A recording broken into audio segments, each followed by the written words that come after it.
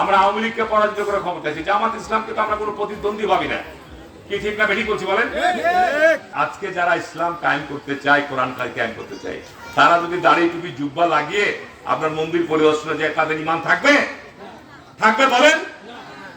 থাকবে না। তাহলে তারা ইসলামকে, তারা ধর্মকে ব্যবহার করছে তাদের নিজেদের সুবিধা স্বার্থের জন্য। ঠিক না বেঠিক বলছি বলেন? ইদানিং একটা আমরা লক্ষ্য করছি যে গত জুলাই আগস্টে যে শাসন ব্যবস্থা ছিল, শেখ হাসিনা অন্যায়ভাবে বিনা ভোটে ক্ষমতা দখল করেছিল। এরা অন্যায়, জুলুম, অত্যাচার, নিপীড়নের কারণে গণরোষের শিকার হয়ে পালিয়ে গেছে সব।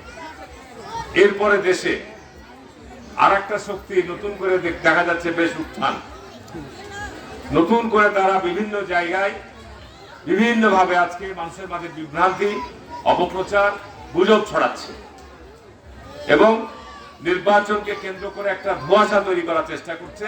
এটা না হলে নির্বাচন হবে না, ওটা না হলে নির্বাচন হবে না, এই না করলে নির্বাচন হবে না, এই ধরনের বিভিন্ন রকমের আবদার, বিভিন্ন রকমের অছিলা তুলে একটা নির্বাচনের মধ্যে একটা অস্বস্তিকর পরিবেশ তৈরি করার চেষ্টা। বাংলাদেশ জাতীয়তাবাদী দল যতবার নির্বাচন আবার সুষ্ঠু হয়েছে ততবার ক্ষমতা এসেছে। যখন আওয়ামী লীগ নির্বাচনে ছিল, আমরা আওয়ামী লীগকে পরাজিত করে ক্ষমতা আছি, জামাত ইসলামকে তো আমরা কোনো প্রতিদ্বন্দ্বী ভাবি না।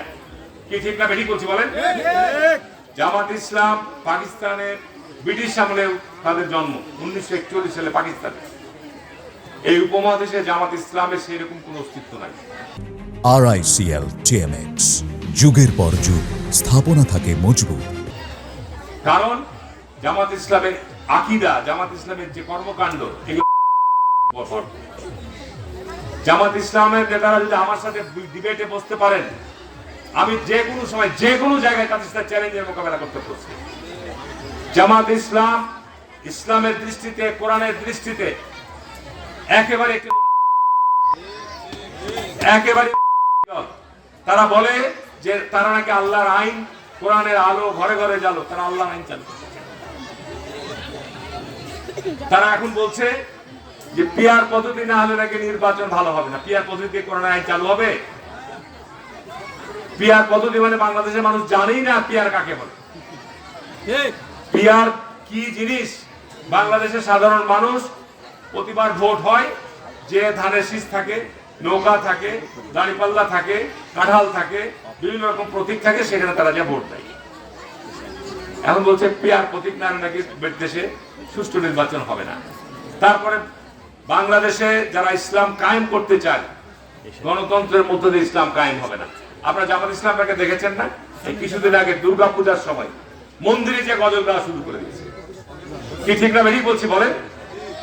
এটা পারে না, এটা পারে না। আল্লাহ পাক সূরা কাফিরুনের যে তাফসীর পড়বেন, আমি ইসলামের যারা এখানে মুসলমান আছে, যারা নামাজ পড়েন, তাদের উদ্দেশ্যে বলছি, জামাত ইসলামের বা হিন্দু সংগঠনও আছে, তারা আর হিন্দু শাখা খুলে রেখেছে। আপনি চিন্তা করে দেখেন, সূরা কাফিরুনের মধ্যে আল্লাহ পাক সূরা কাফিরুন যখন নাজিল করে, তখন আপনার বিধর্মীদের দল, কাফের মুশরিকদের দল আল্লাহ রসুলের কাছে গিয়ে দাওয়াত দিচ্ছে। কি বলছে? আল্লাহ রসুলকে বলছে যে হে আল্লাহ রসুল, আল্লাহ নবী, তুমি আমাদের এই এতে দেবদেবীকে এভাবে গালিগালাজ করিও না। তুমি আমাদের দেবদেবীকে একবার হলো দেখতে চলো। তুমি আমার দেবদেবীর একবার মাসে হোক, বছরে হোক, সপ্তাহে হোক, একবার চলো। আল্লাহ পাক আমাদের জিবরাইল আলাইহিস সালামের মাধ্যমে ওহীর মাধ্যমে সূরা কাফিরুন পাঠিয়ে দিল। পরিষ্কার সূরা কাফিরুনের যে অর্থ, বলছে তোমরা যার ইবাদত করো আমি তার ইবাদতকারী নই, আর আমি যার ইবাদতকারী তোমরা তার ইবাদতকারী নও। কি পরিষ্কার সুন্দর একটা সূরা, কি চমৎকার একটা অর্থ।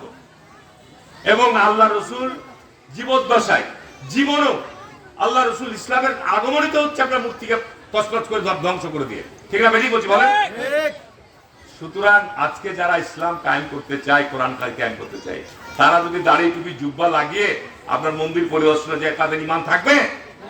থাকবে বলেন? থাকবে না। তাহলে তারা ইসলামকে, তারা ধর্মকে ব্যবহার করছে তাদের নিজেদের সুবিধা স্বার্থের জন্য। ঠিক না বেঠিক বলছি বলেন? এবং আল্লাহ পাক এই জন্যই বলেছে যে দুনিয়াবী স্বার্থের জন্য যারা আমার ইসলামকে কোরআনকে যারা ব্যবহার করবে, হাদিসকে যারা ব্যবহার করবে, তাদের স্থান জাহান্নাম। একেবারে স্পষ্ট কথা আমি বলে দিচ্ছি। আল্লাহ পাক সম্পর্কে কোরআনের আয়াত আল্লাহ বলছে যে যারা হচ্ছে বিভ্রান্ত, কারণ আল্লাহ রসুলের সময় আল্লাহ রসুলের পিছনে যে নামাজ পড়তো, আবার আল্লাহ রসুলের নামাজ শেষ হয়ে যাওয়ার পর ইহুদিদের কাছে যে ওটা আমি গেছিলাম, ওরা দুই দিকই বজায় রাখতো, যে কারণে আল্লাহ রসুল বলছে এদের স্থান হবে জাহান্নামের স্থান।